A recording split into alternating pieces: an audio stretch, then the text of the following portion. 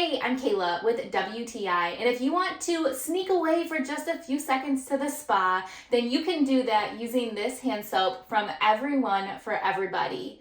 This one is in the Pacific Eucalyptus, and let me tell you, not only is it great at cleansing and nourishing your hands when you wash it, but the smell is absolutely amazing.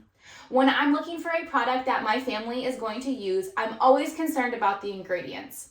What I love about this hand soap is that all the ingredients are great for you. It's made from ingredients that are plant-derived, and essential oils give it that nice smell as well.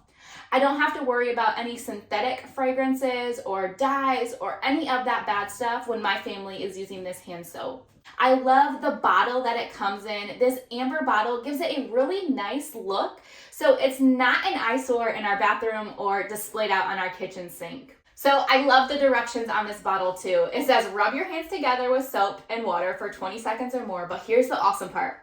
Breathe in the pure sensations before rinsing thoroughly. And if you want to escape to the spa for just a minute, then definitely don't skip that step.